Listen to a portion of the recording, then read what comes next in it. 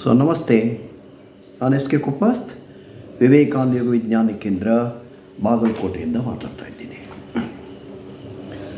ಈಗ ದೇವಸ್ಥಾನಗಳಿಗೆ ಹೋಗ್ತೀವಿ ನಾವು. ದೇವಸ್ಥಾನಗಳಿಗೆ ಹೋದ ತಕ್ಷಣ ಮೊದಲು ಕಾಣೋದೇನದು? ಗಂಟೆ. ಸೊ ಗಂಟೆ ಢಣ್ ಅಂತ ಹೊಡಿತೀವಿ ನಾವು. ಸೊ ಯಾತಕ್ಕೆ ಹೊಡೆಯೋದು? ಒಳಗಿರ್ತಕ್ಕಂಥ ದೇವರನ್ನು ಎಬ್ಬಿಸ್ಲಿಕ್ಕಲ್ಲ. ಹೋ ದೇವರೇ, ನಾನು ಬಂದಿದ್ದೀನಿ, ನನಗೆ ಆಶೀರ್ವಾದ ಮಾಡಪ್ಪ ಅಂತ ಹೇಳಲಿಕ್ಕಲ್ಲ. ಅಲ್ಲ, ಗಂಟೆ ಇರೋದು ನಮ್ಮ ಸಲುವಾಗಿ. ಮನೆಯಿಂದ ಬರಬೇಕಾದ್ರೆ ಏನು ಕೆಲವು ವಿಚಾರಗಳಿರ್ತೈತೆ ತಲೆಯೊಳಗೆ, ಚಿಂತೆಗಳ. ಒಂದ್ಸಲ ಗಂಟೆ ಹೊಡೆದ ತಕ್ಷಣ ಢಣ್ ಅಂತ ಸಪ್ಪ ಬರುತ್ತೆ. ಮನಸ್ಸಿನ ತರಂಗಗಳು ಸ್ತಬ್ಧ ಆಗಬೇಕು. ಸ್ತಬ್ಧವಾದ ಮನಸ್ಸಿನಿಂದ ದೇವರ ಗುಡಿಯಲ್ಲಿ ಆ ರೂಪವನ್ನು ನೋಡಬೇಕು.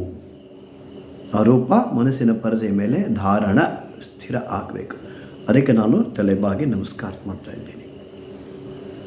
ಅಂದರೆ ಗಂಟೆಯಿಂದ ಬರ್ತಕ್ಕಂಥ ಧ್ವನಿ ಇರ್ಬೋದು, ಅಥವಾ ದೇವಸ್ಥಾನದಲ್ಲಿರ್ಬೋದು, ಮನೆಗಳಲ್ಲಿರ್ಬೋದು, ಭಜನೆ ಮಾಡ್ತಾ ಇರ್ತೀವಿ ನಾವು, ಚಪ್ಪಾಳೆ ಹೊಡಿತಾ ಇರ್ತೀವಿ, ಅಲ್ಲಿ ಬರ್ತಕ್ಕಂಥ ಧ್ವನಿ ಇರ್ಬೋದು. ಆ ಧ್ವನಿನೂ ಸಹಿತ ಒಂದು ಶಕ್ತಿಯ ರೂಪ. ಅದು ನಮ್ಮ ಆರೋಗ್ಯದ ಮೇಲೆ ಪರಿಣಾಮ ಬೀರ್ತಕ್ಕಂಥದ್ದು. ಎಂಥದ್ದು? ರಿದಮಿಕ್ ಸೌಂಡ್ ಹೇಳ್ತಾರೆ, ಲಯಬದ್ಧವಾದ ಧ್ವನಿ. ಇಲ್ಲಿ ಸೌಂಡ್ ಪೊಲ್ಯೂಷನ್ ಹೇಳ್ತೀವಿ ನಾವು, ಧ್ವನಿ ಮಾಲಿನ್ಯ. ಅದು ಆರೋಗ್ಯದ ಮೇಲೆ ಕೆಟ್ಟ ಪರಿಣಾಮವನ್ನು ಬೀರುತ್ತೆ. ಸುಮಧುರವಾದ ಧ್ವನಿ ಅದು ಆರೋಗ್ಯದ ಮೇಲೆ ಒಳ್ಳೆಯ ಪರಿಣಾಮವನ್ನು ಬೀರುತ್ತೆ. ಇದಕ್ಕೆ ನಮ್ಮ ಸಸ್ಯ ವಿಜ್ಞಾನಿ ಜಗದೀಶ್ ಚಂದ್ರ ಬೋಸ್ ಅವರು ಹೊಲ ತೋಟಗಳಲ್ಲಿ ರೆಕಾರ್ಡ್ಗಳನ್ನು ಹಾಕಿ ಸಂಗೀತವನ್ನು ಹಾಕಿದಾಗ ಆ ಬೆಳೆಗಳಲ್ಲಿ ಹೆಚ್ಚಿನ ಪ್ರಮಾಣದ ಬೆಳವಣಿಗೆಯನ್ನು ಕಂಡು ಬರ್ತಾರೆ.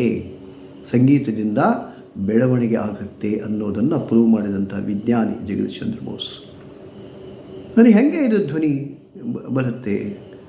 ಇದು ಬ್ರಹ್ಮಾಂಡದಲ್ಲಿ ನಿರಂತರ ಚಲನೆ ಇದೆ. ನಾವು ಹೇಳ್ತೀವಿ, ಪೃಥ್ವಿ ಚಲಿಸುತ್ತೆ, ಎಲ್ಲ ಗ್ರಹಗಳು ಚಲಿಸುತ್ತೆ. ಪೃಥ್ವಿ ಗ್ರಹಗಳು ಎಲ್ಲ ತಮ್ಮ ಸುತ್ತಲೂ ತಿರುಗ್ತಾ ಸೂರ್ಯನ ಪರಿಭ್ರಮಣೆ ಮಾಡುತ್ತೆ. ಸೂರ್ಯನು ಒಂದೇ ಕಡೆ ಸ್ಥಿರ ಇಲ್ಲ. ಸೂರ್ಯನು ಸಹಿತ ಎಲ್ಲ ತನ್ನ ಸಂಸಾರವನ್ನು ಕಟ್ಟಿಕೊಂಡು ಬ್ರಹ್ಮಾಂಡದಲ್ಲಿ ನಿರಂತರ ಚಲನೆಯಲ್ಲಿದ್ದಾನೆ. ಆ ಚಲನೆಯ ಕಾರಣಕ್ಕೆ ಒಂದು ಧ್ವನಿ ನಿರ್ಮಾಣ ಆಗುತ್ತೆ. ಎಂಥ ಧ್ವನಿ ಅದು? ಕೋಟಿ ವರ್ಷಗಳ ಹಿಂದೆ, ಶತಮಾನಗಳ ವರ್ಷಗಳ ಹಿಂದೆ ಆಗಿನ ಋಷಿ ಮುನಿಗಳು ಊರು ಬಿಟ್ಟು ದೂರ ಹೋಗಿ ಇದು ಧ್ವನಿ ಹೆಂಗಿರುತ್ತೆ ಸೃಷ್ಟಿಯಲ್ಲಿ ಅನ್ನೋದನ್ನು ಅಬ್ಸರ್ವ್ ಮಾಡ್ತಾರೆ. ಆ ಧ್ವನಿ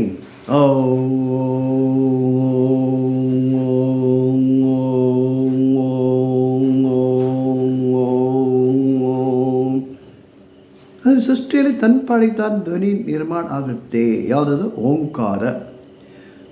ಓಂಕಾರ ಈ ಬ್ರಹ್ಮಾಂಡದ ಮೂಲ ಮಂತ್ರ ಅನ್ನೋದನ್ನು ಅವರು ಗಮನಿಸ್ತಾರೆ. ಅದೊಂದು ಸುಮಧುರವಾದ ಧ್ವನಿಯಾಗಿತ್ತು. ಸಾಮಾನ್ಯವಾದ ಗಂಟೆ ಹೊಡೆದಾಗ, ಚಪ್ಪಾಳೆ ಹೊಡೆದಾಗ ಘರ್ಷಣೆ ಆಗಿ ಧ್ವನಿ ನಿರ್ಮಾಣ ಆಗುತ್ತೆ. ಆದರೆ ಬ್ರಹ್ಮಾಂಡದಲ್ಲಿ ಯಾವುದೇ ಘರ್ಷಣೆ ಇರಲಾರ್ದೇ ಧ್ವನಿ ನಿರ್ಮಾಣ ಆಗುತ್ತೆ. ಅದಕ್ಕೆ ಅನಾಹತನಾದ ಅಂತ ಕರೆದ್ರು. ಅದಕ್ಕೆ ಪ್ರಣವ ಅಂತ ಹೇಳಿ ಕರೆದ್ರು. ಈಗ ಒಂದು ಫ್ಯಾನ್ ತಿರುಗುತ್ತೆ, ಫುಲ್ ಸ್ವಿಂಗ್ನಲ್ಲಿ ತಿರುಗಬೇಕಾದ್ರೆ ಪರ್ ಮಿನಿಟ್ 900 ರೌಂಡ್ಸ್ ತಿರುಗುತ್ತೆ. ಎಂಥ ಸೌಂಡ್ ಬರುತ್ತೆ. ಆದರೆ ಬ್ರಹ್ಮಾಂಡದಲ್ಲಿ ಈ ಚಲನೆ ಇದೆ. ಎಲ್ಲ ಗ್ರಹಗಳು, ಉಪಗ್ರಹಗಳು ಎಲ್ಲ ಚಲನೆ ಇದೆ.